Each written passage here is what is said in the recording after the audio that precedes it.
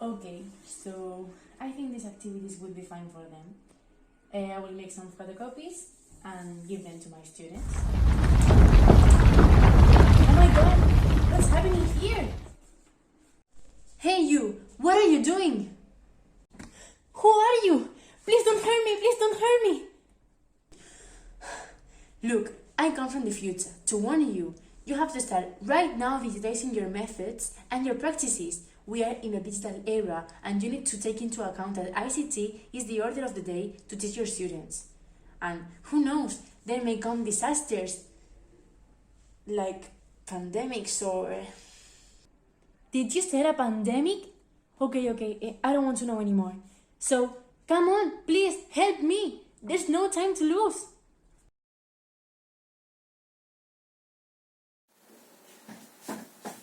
Hey, you! Yes, you.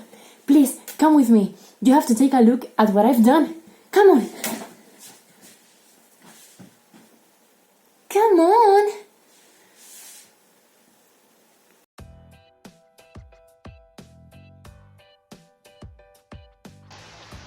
According to the ICT framework, I'm going to develop a technology in its unit of work on matter and energy for my third grade students using ICTs. Firstly, as for the slide design part, the tools that my students will use are the computers situated in the computer room of the school.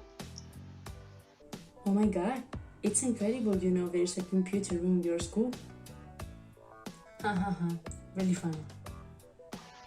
Using them, they will have access to WordWall, live worksheets, and EducaPlay. Are that tools okay? Yes, if you know how to use them. These three platforms allow you to create different interactive activities in a simple way: games, crosswords, word search puzzles, question and answer activities. They are enjoyable and offer a wide variety of templates. Besides, you can obtain your student performance results on the spot. For this, I will register each of my students in the three platforms with the email address that, by default, all primary and secondary students in the region of Murcia have with the NRE, Regional Student Number. These online resources also provide an easy assignment for the students to perform the activities, and they are all free and online. Secondly, regarding the epistemic design, the tasks I will propose to my student are the following ones. With WordWall, I will design a template for a question and answer activity, and the content to be worked on will be the matter and its main characteristics. Once they have signed in and answered the questions, there will be a ranking depending on the score obtained at the end of the activity.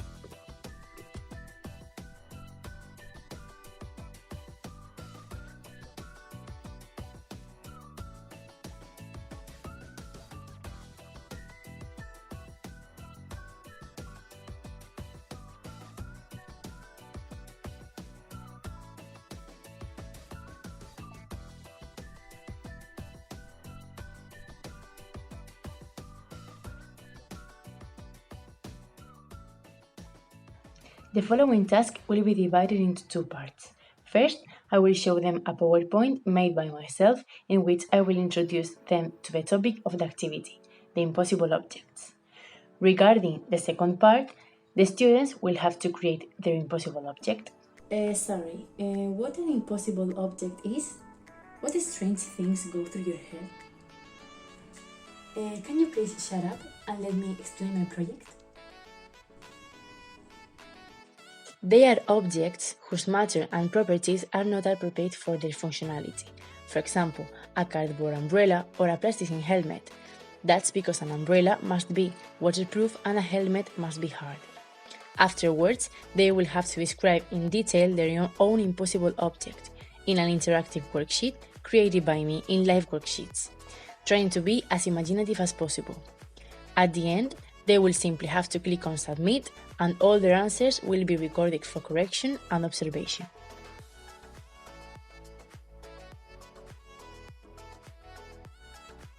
I like this one. I have already in mind an object that should be impossible too. Really? What is it?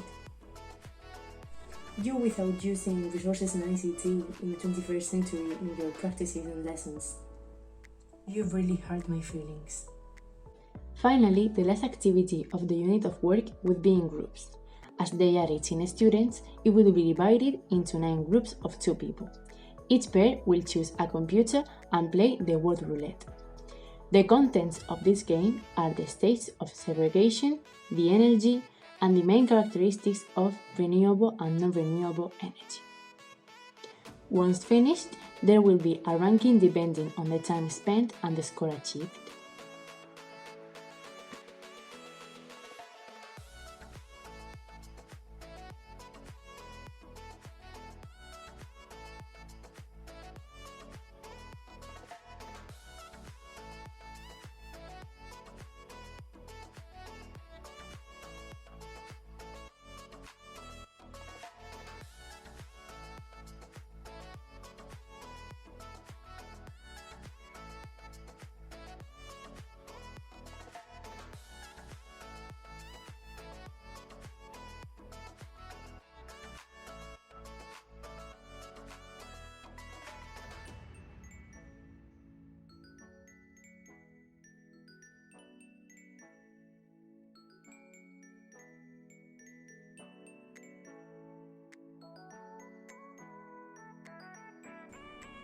I also like them to work in groups, encouraging collaboration, responsibility, and respect.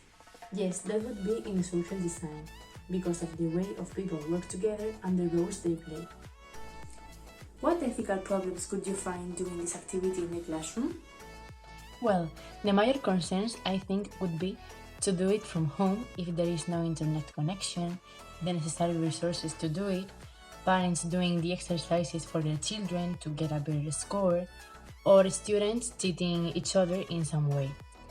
And in terms of moral problems, I would say that the biggest issue would be the competitiveness that could be generated through the creation of a ranking of positions on each activity. And what about the added value? They are very dynamic and encourage students to do the activities since for them a screen is often more attractive than a simple paper.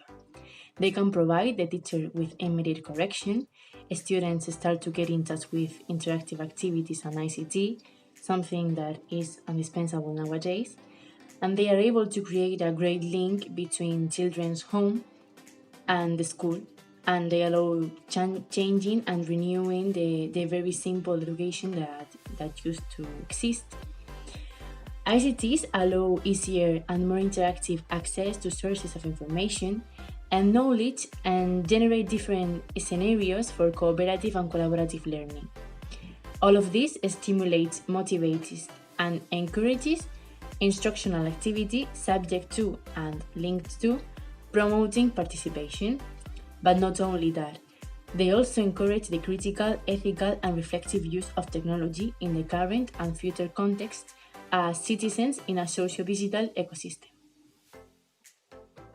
Okay, but have you thought about the changes you need to do to allow your students to do it from home? The only change would be to use the Zoom tool as a mediator in the EducaPlay activity. Just as I would send the links to the activities via the respective emails, a link to Zoom would also be sent so that all the students can join an online meeting in which I myself would make small group rooms, going through all the rooms while they are doing the activity and observing the work.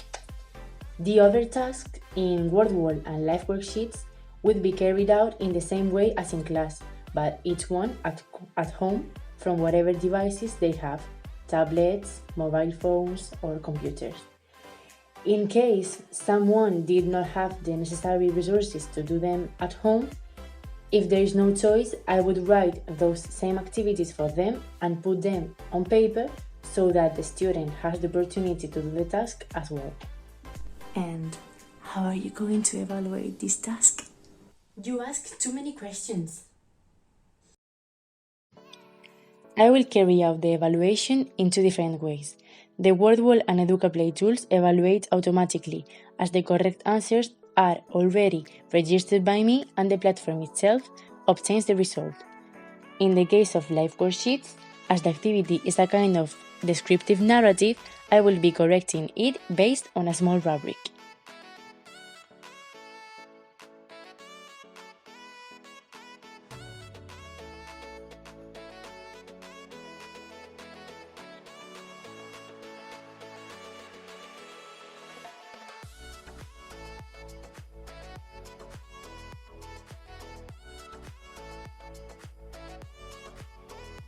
So here they are. Canva and Genially seems to me really special and visual tools and an easy way to catch attention and communicate more dynamically. Padlet is a tool for making collaborative works. It allows co-authorship and the use of different resources, text, videos, documents, photos, links, etc. Recognizing the merits of others is something that I have internalized a lot in this course. Now I consider it very important to give strength to your work and a basis for research. The Common Sense organization provides a safe technological and a quality education, making parents comfortable and confident regarding the media and technology their children use for their learning.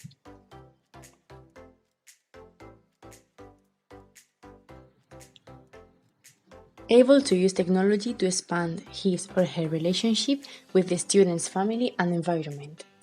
It refers to the use of technology to link the different contexts where the child learns for a better performance and a more compact and concise personal learning environment. This element is essential to improve the school family's communication and also providing resources to deprived families, above all, in order to supply equal opportunities. Expert in digital educational content. This refers to the importance of knowing how to unite concepts, knowledge, strategies, and different contents to be a good and effective teacher. This can be gathered in one concept, TPAC.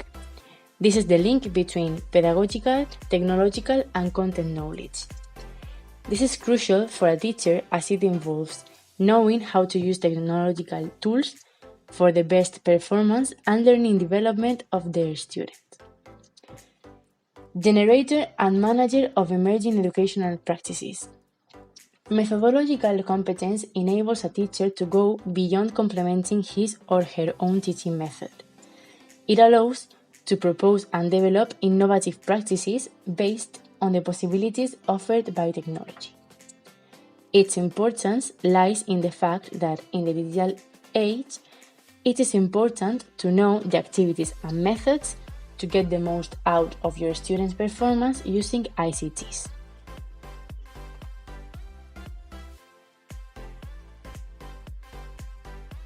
Being honest, from my point of view, I could have been more correct on several occasions, but on the other hand, I think I have worked hard and my work team and I have been really involved on the weekly tasks, so I would say an 8.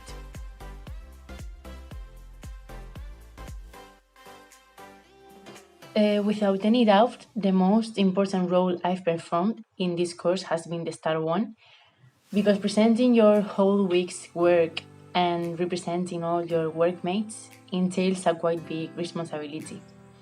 And the star has to be aware of what his or her classmates have done along the week and of their opinions when exposing the final product.